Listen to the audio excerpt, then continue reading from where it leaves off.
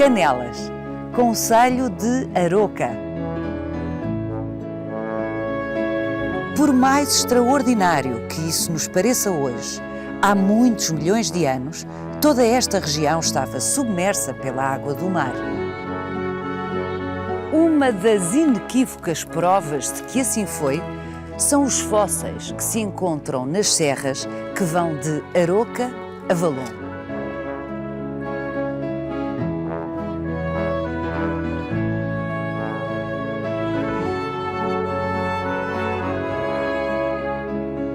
Nada que não exista em muitos outros pontos do planeta.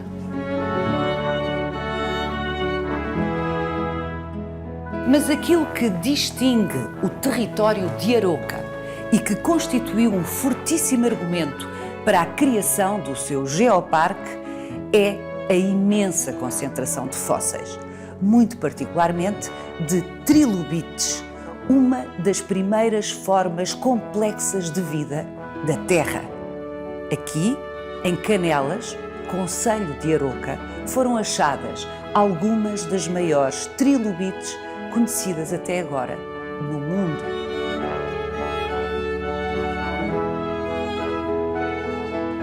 Como se estes factos não fossem por si só emocionantes, o Museu das Trilobites é privado.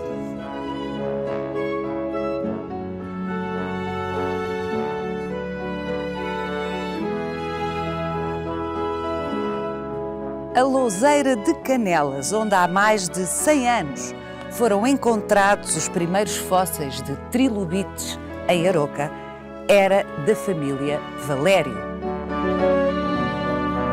Manuel Valério, descendente dos primeiros coletores dos fósseis, decidiu acrescentar ao negócio da família o museu.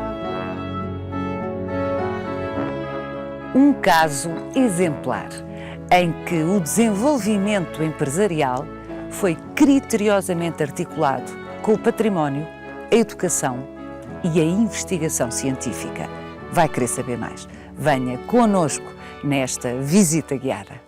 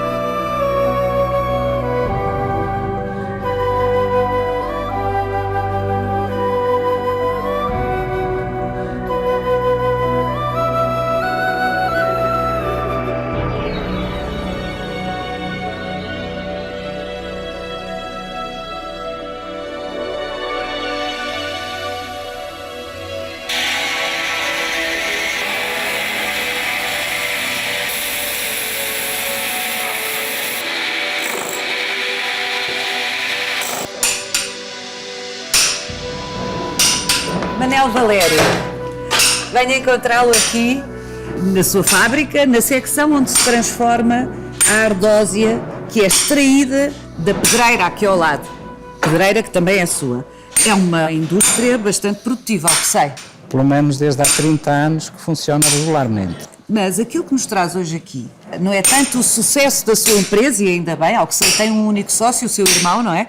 Mas o facto de encontrarem frequentemente fósseis Ainda há umas horas tivemos a sorte de encontrar alguns exemplares e que não é muito frequente, quer dizer, aparecem, mas não todos os dias. Portanto, mas hoje estamos com aqui sorte. o Adriano, que já nos apresentámos, está a partir a pedra e o que acontece é que muitas vezes se cruza com, por exemplo... Este tipo de fósseis de animais muito curiosos, estes sim, diferentes das trilobites, ainda hoje vivem. Incrível. Portanto, são considerados Isto eram o quê? Caracóis? Caracóis do mar, não é? Sim. Tudo animais marinhos. Animais marinhos. E aqui parece-me uma concha. Braquióptero. Braquióptero. É um dos animais que os nossos antepassados mais facilmente reconheciam, porque a sua forma é idêntica à dos animais atuais. Eu estou como os seus antepassados, como sou completamente ignorante na matéria, olhei para aqui e disse logo que isto era uma concha. Exatamente. E aqui, por exemplo, esta placa é muito exemplificativa. Vamos abri-la quase como um livro e vamos ver que ela tem vários exemplares. É perfeito. Exatamente. Não sendo gigante, está muito bem preservado. Isto é o quê? Uma trilobite. Nós já vamos perceber melhor o que são esses animais, as trilobites, com uma professora de Geologia da Universidade do Porto. Mas, entretanto, Manela, eu sugeria que fôssemos ali até à pedreira, porque, de facto, esta pedreira está na sua família há mais de 100 anos. E é interessante conhecer essa história, porque se hoje existe um museu da trilobite aqui em Canelas, Aroca, é porque há esta ligação familiar antiga e que ameaça perpetuar-se, felizmente.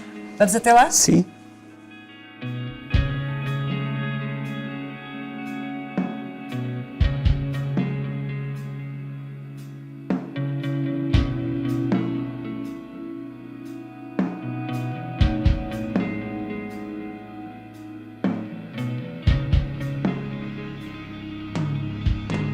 Manela, esta pedreira está na sua família há mais de 100 anos. O irmão do meu avô casou com a herdeira das Louseiras de Canelas. Nos anos 20, fizeram os três irmãos uma sociedade na qual trabalhavam os três, sendo a propriedade da pedreira de um dos irmãos, do irmão do meu avô. Essa sociedade funcionou algumas décadas, até que nos anos 40, quando se deu a Segunda Guerra Mundial, o wolfrâmio foi muito explorado aqui na região. E o meu avô abandonou a louseira e foi trabalhar para as minas do wolfrâmio, coisa que o irmão não fez. O irmão, dono da louseira. Dono da louseira, preferiu ficar a trabalhar na louseira. A verdade é que, passado 2 anos, o meu avô regressou dessa campanha que fez no wolfrâmio, com dinheiro suficiente para comprar metade das propriedades e das louseiras ao irmão. E o seu avô trabalhava para os ingleses ou para os alemães? Porque Aroca, e mais propriamente o wolfrâmio desta região, era explorado pelas duas fações da guerra. Exatamente, foi explorado pelas duas fações, mas por sorte, talvez, o meu avô trabalhou na companhia que era dos ingleses. Portanto, todo o trabalho que ele fez foi na companhia dos ingleses. O meu avô e mais 2 amigos aqui da aldeia formaram uma empresa informal, porque nessa época a própria empresa-mãe inglesa permitia, para aumentar a produção, que trabalhadores independentes trabalhassem dentro da sua concessão. Tiveram sorte, porque nesta época, para além do mercado instituído, existia um mercado negro que permitia que as pessoas ganhassem muito dinheiro. E foi precisamente com esse dinheiro que ele, 2 anos depois, comprou então metade das louseiras ao irmão.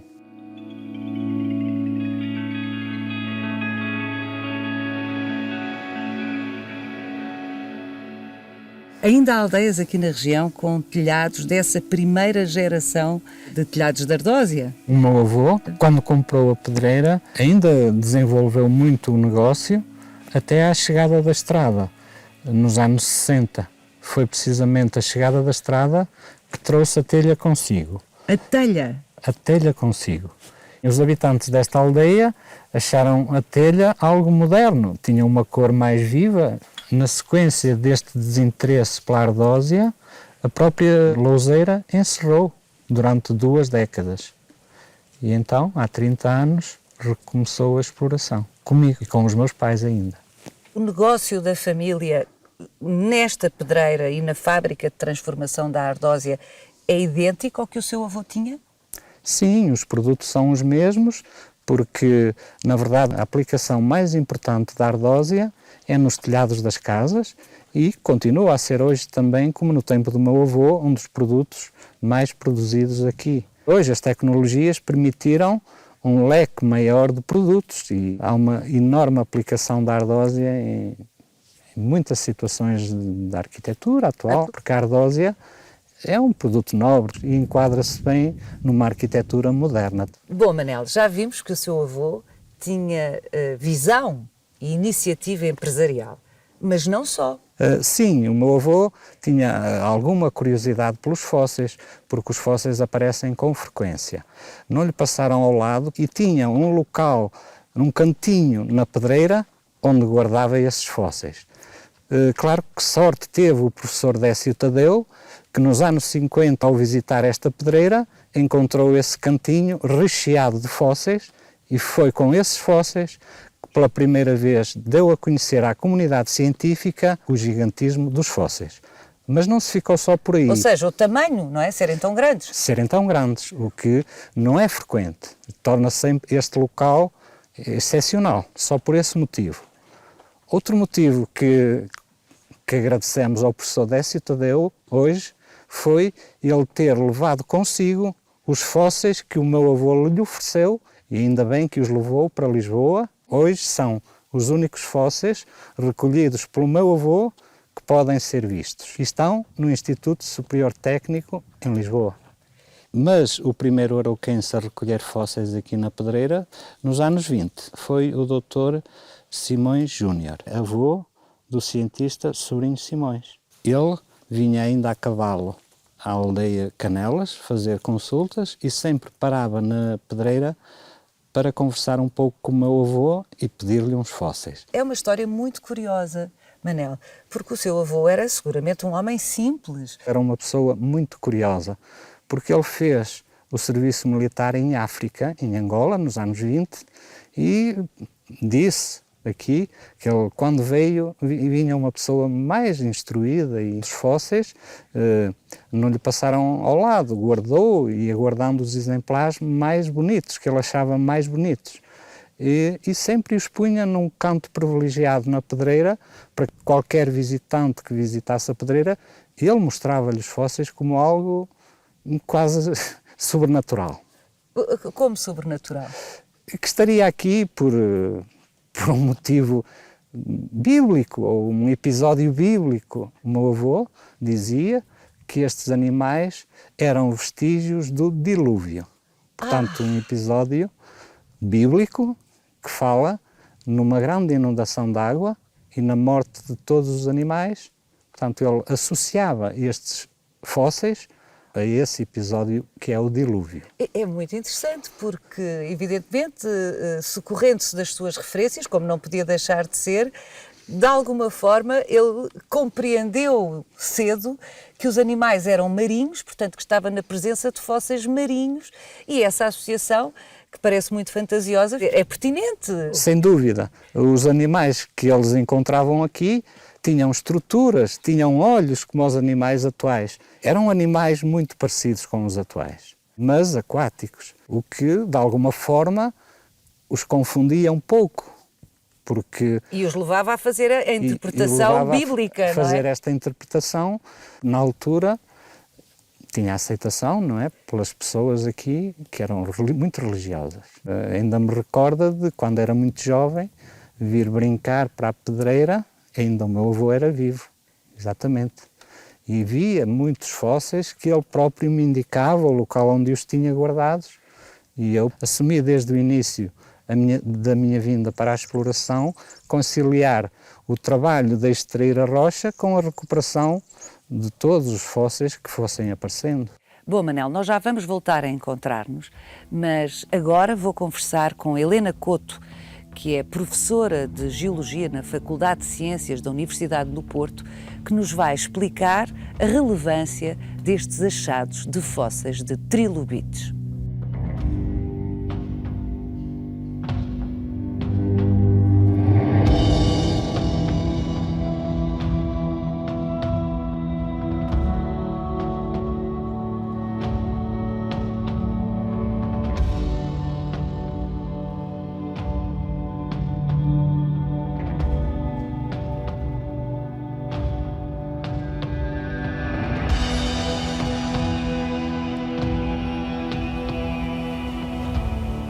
Professora Helena Couto, olá! Eu aprendi na preparação deste programa que isto são fósseis de trilobites, mas devo confessar que não sei exatamente o que são trilobites. Não são, Paula, melhor dizendo eram, porque as trilobites viveram há muitos milhões de anos, portanto elas começaram a aparecer há 521 milhões de anos, desapareceram há 250 milhões de anos e o que nós vemos agora são os fósseis deixados por esses animais. O que eles nos deixaram foram os moldes. Se nós pensarmos em juntar estas duas rochas, a carapaça estaria aqui no espaço entre as duas e nós temos aqui aquilo que chamamos um molde que representa a morfologia externa da carapaça, que é o molde externo, e aqui um molde que representa a morfologia interna. Eram animais que tinham uma carapaça, como acontece com os caranguejos atuais, e ainda mais rígida até do que dos caranguejos atuais.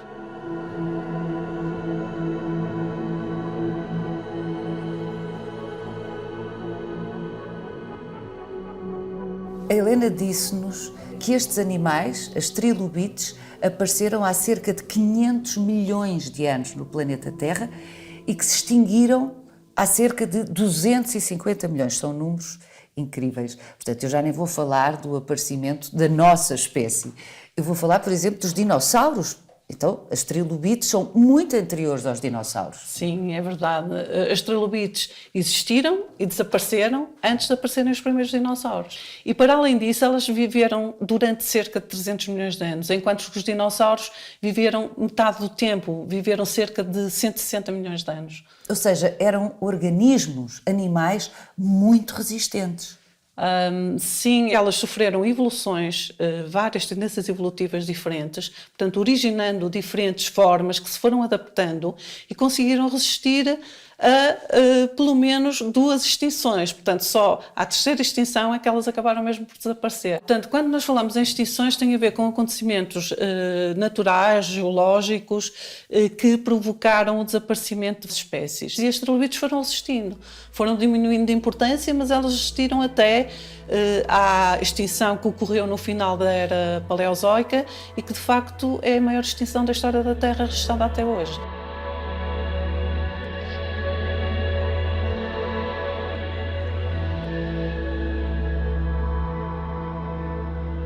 Isto eram animais marinhos, Exato. mas estes fósseis foram encontrados aqui no interior de Portugal, no interior norte de Portugal. Pois, Paula, mas há 500 milhões de anos havia um mar aqui. A Terra é um planeta dinâmico e o que acontece é que as placas continentais estão sempre em movimento, portanto há mares que se fecham, há mares que abrem. Isso tem a ver com a evolução da vida também, não é? Porque ela pode proliferar quando se formam novos mares e pode desaparecer quando as placas continentais se juntam. E quando nós chegamos ao final da era paleozoica... Que é quando, em termos de número? Há 250 milhões de anos, aproximadamente, nós tivemos a formação de um supercontinente. E a configuração era completamente diferente daquela que existe atualmente. Portanto, a Terra é um planeta dinâmico, as placas continentais, no decurso da história da Terra, vão se movimentando e, portanto, os continentes que existiam na altura não têm nada a ver com os continentes que existem agora. Portanto, estes fósseis de trilobites testemunham um tempo histórico do planeta Terra em que a configuração dos continentes e dos mares era tão diferente que aqui, nesta região onde nós estamos, era mar. Exatamente. Vamos encontrar as trilobites em diferentes partes do mundo, onde existia mar nesta altura, não é? No Paleozoico. A nível das formas, elas podem variar um pouco quando nós estamos a considerar regiões muito afastadas, mas se estivermos a considerar regiões mais próximas, como por exemplo os trilobites que aparecem em Espanha, em França, nós conseguimos fazer correlações. Se tivermos uma sequência de estratos de rocha, as trilobites, as espécies de trilobites que aparecem nos estratos mais baixos são mais antigas do que aquelas que aparecem nos estratos que estão mais assim. Portanto, a cronologia ao longo do estrato vai variando, é crescente, exatamente. São mais recentes as que aparecem nos estratos superiores e mais antigas as que aparecem nos estratos inferiores. Daí a importância enorme que têm estes fósseis para o conhecimento da história geológica do planeta Terra.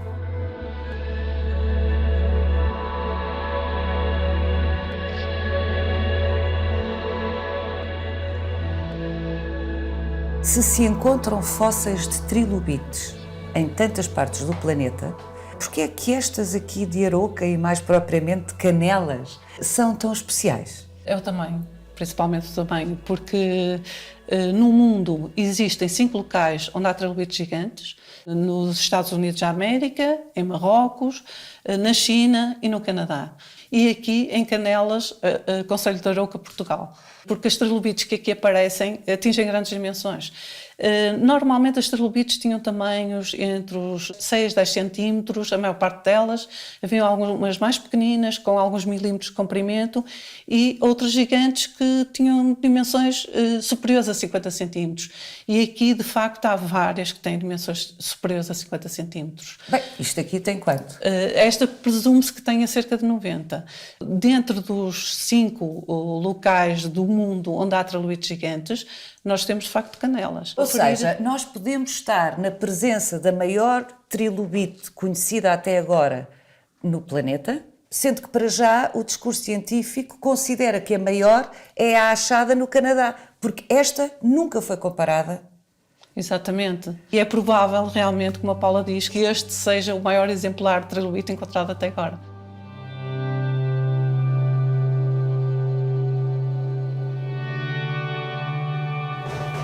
Paula, repara, isto é um ninho de trilobites. São muitas trilobites num curto espaço e é dificílimo encontrar uma peça destas no museu. Isto deve-se ao Manuel Valério, que desde há muitos anos tem, de facto, retirado as peças sem as destruir, porque, para além deste ninho, encontrar uma trilobite completa destas é também muito difícil. Algumas espécies eram conhecidas por partes do seu corpo, mas aqui foi possível descobrir a espécie completa. Isso é muito importante do ponto de vista científico. Porque a carapaça desapareceu, mas nós conseguimos ver a moldagem da carapaça. O positivo e o negativo. Exato, dessa moldagem. A parte interna e a parte externa. Exatamente. Negativo. Todos os fósseis que estão nesta sala são contemporâneos entre si? Sim, mais ou menos, estamos sempre a falar na ordem aqui, dos milhões de anos, não é? Na sala de cima, sim, são trilobites que têm uma idade à volta de 470 milhões de anos.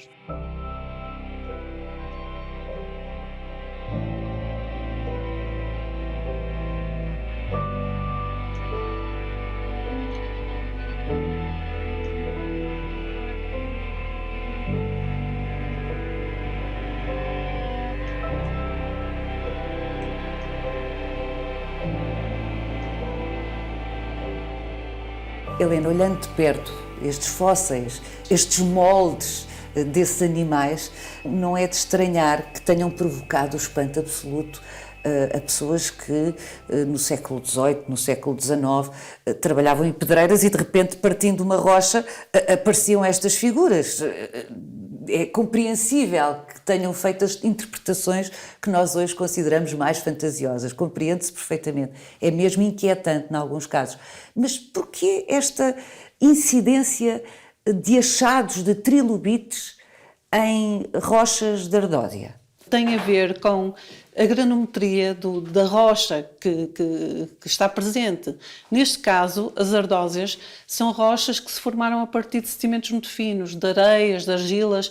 E o que é que acontece? Esse sedimento ia depositando no mar, no fundo do mar, e cobria os animais mortos, as trilobites concretamente, e protegia-as dos micro-organismos decompositores. E, portanto, essa proteção facilitava o processo de fossilização. Ou seja, o fundo deste mar, ou daquilo que foi aqui o mar de Canelas e desta zona do Vale do Paiva, estava cheio de carapaças de trilobites. Podemos imaginar que sim, em determinados locais deveria haver concentração, porque elas mudavam de carapaça.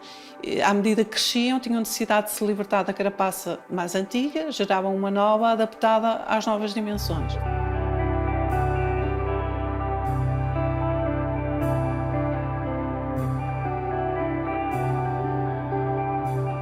Já sabemos que as trilobites evoluíram para muitas formas ao longo desses milhões de anos em que existiram no planeta Terra. Volto a sublinhar, 300 milhões de anos. Quase o dobro do tempo que duraram os dinossauros.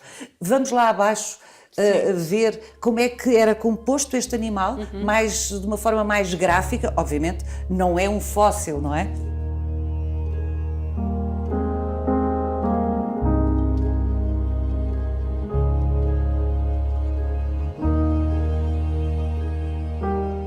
Paula, isto é a representação esquemática de uma trilobite. Independentemente da forma que elas assumiam, que eram muito variadas, isto é a estrutura de base. Uma cabeça, um tórax e uma cauda. Uma cauda, que nós chamamos de pigídeo, exatamente.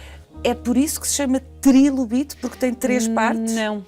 A razão pela qual se chama trilobite é porque é trilobada, e a trilobação tem a ver com a existência de 3 lobos, um lobo central e 2 lobos laterais. Isto é um organismo bastante complexo, não é? Quando nós pensamos 500 milhões de anos, havia congêneres. Existiam, de facto, outros animais complexos, mas a trilobite, até em relação ao sistema de visão, portanto, esta tem aqui representado os olhos, tinha um sistema de visão muito complexo, semelhante ao dos insetos atuais, com várias lentes, que são os chamados olhos compostos. E era de facto. Algumas eram cegas, mas as que tinham olhos bastante desenvolvidos. Nós temos estado sempre a falar de trilobites, Helena, e ainda resta saber se não vai ser aferido pela comunidade científica que é aqui, no Museu de Trilobites de Canelas, que está a maior trilobite achada até ao momento no planeta. Mas a verdade é que nesta mesma pedreira, ou nestas pedreiras, têm sido encontrados fósseis de outros organismos.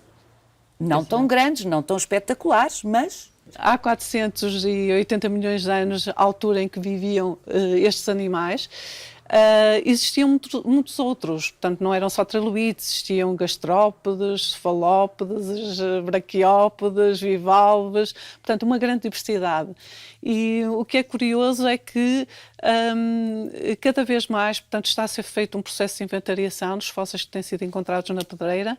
E, nesta pedreira de Canelas, e há de facto algumas formas que nos intrigam, espécies que nós não sabemos ainda muito bem o que é que representam, mas que poderão realmente revelar grandes novidades para a paleontologia.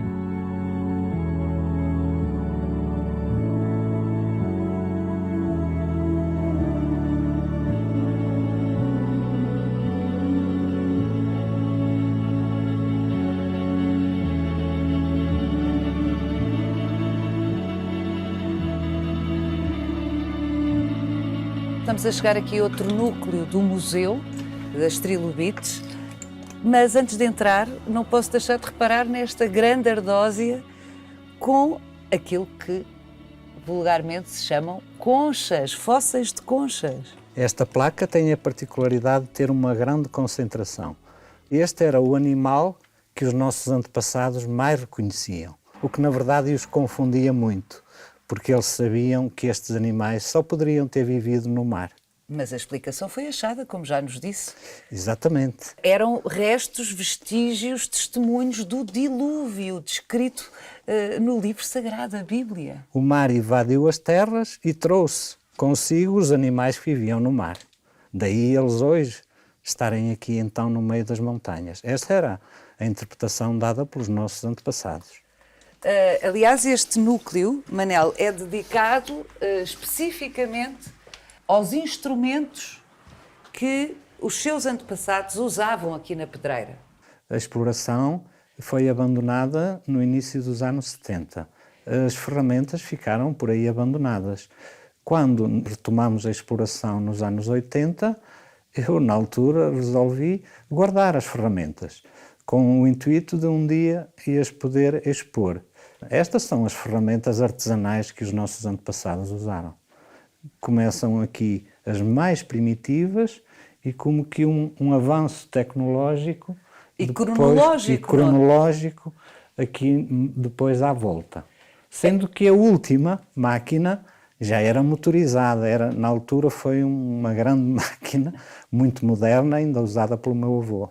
É interessante que o Manel tenha tido esse desejo de guardar as ferramentas dos seus antepassados, quando a reabertura da pedreira tinha como objetivo o negócio da extração da ardósia. Não era ainda o objetivo expresso fazer um museu. Se calhar eu já premeditava isso, porque sempre me interessei também pelo passado da exploração, porque se formos a ver, nós fomos continuar um trabalho que os nossos antepassados fizeram e há sempre muita informação que recolhemos, não é? Eles conheciam muito bem todas as camadas da pedreira e essa informação era importante. Inclusivamente, quando retomamos a exploração, recrutámos também alguns dos últimos funcionários que trabalharam na pedreira, para nos transmitirem exatamente essa informação, que era importantíssima.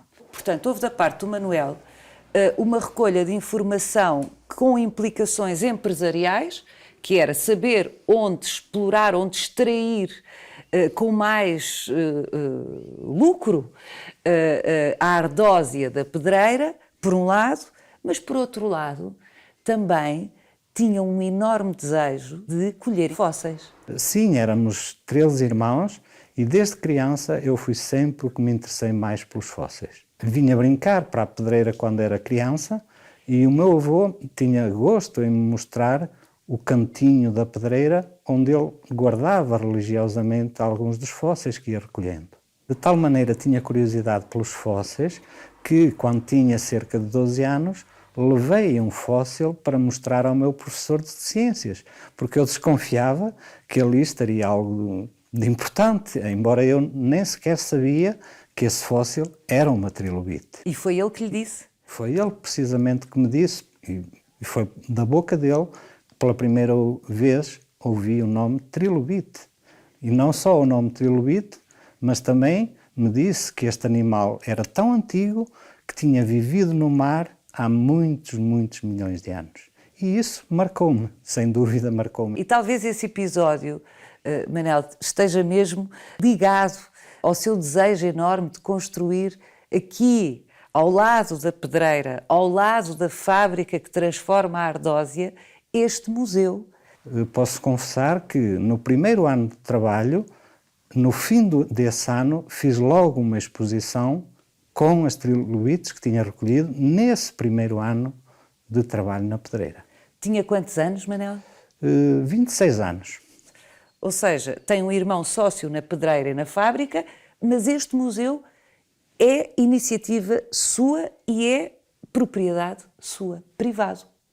Sim, porque, na verdade, como eu me interessei pelos fósseis, eles ficaram à minha guarda e, com o passar do tempo, para além de os divulgar, não fazia sentido eu tê-los escondidos. Portanto, tinha que os mostrar. E então, como não tive o apoio dos outros sócios, eu decidi individualmente fazer eu o próprio museu, à minha custa. O Manel é licenciado em História, mas para além disso, tratou de contactar especialistas em paleontologia para o ajudarem e acompanharem na construção, enfim, de um museu responsável, consequente, com seriedade científica. Inicialmente, a minha tática foi levar os fósseis às universidades. Foram mostradas nas universidades mais importantes do país. O sucesso foi tal que comecei a ter muitas escolas, muitas universidades que queriam ver os fósseis. E os fósseis estavam guardados. Foi aí o grande despontar para a vontade de construir um espaço que albergasse uma pequena parte da coleção. Quantos fósseis acumulou o Manel ao longo destes 30 anos? Até o momento inventariámos cerca de 5.000 exemplares, mas há outros que ainda não estão inventariados, portanto o número será um pouco maior que esse. É um trabalho que estamos habituados a fazer. O que significa que, de alguma forma, os trabalhadores aqui da pedreira e da transformadora da Ardósia estão cientes da importância dos fósseis. No início, para os incentivar, eu oferecia-lhes um prémio, que era fotografá-los ao lado do exemplar que descobriam. E eles ficavam orgulhosos por eu os fotografar com o fóssil que eles próprios descobriam. Portanto, eu hoje tenho dezenas de fotografias com o fóssil e o descobridor. Eles já reconhecem alguns dos animais e são, na verdade, eles que encontram a maioria dos fósseis. Depois, sim, a inventariação sou eu que a faço. E conto com o meu filho, que, sendo geólogo, irá com certeza continuar este trabalho. Mas a maioria dos fósseis são eles que os encontram. Acompanharam todos os fósseis que apareceram até hoje e a própria construção deste espaço do museu foi quase construído nas horas livres por eles também. Eles também colaboraram na construção do museu. História bonita, Manel.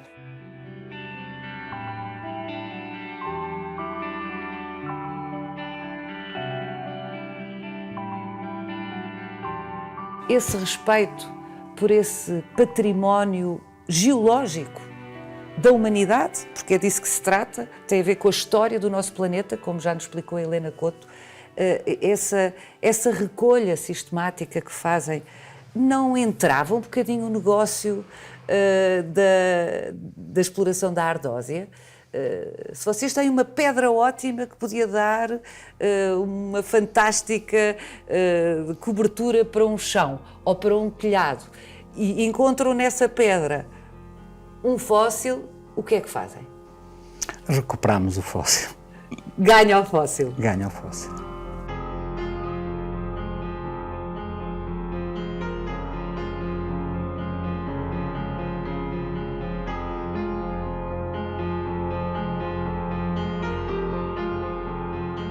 Siga-nos no nosso sítio e na nossa página de Facebook, onde encontra este e os outros episódios do Visita Guiada.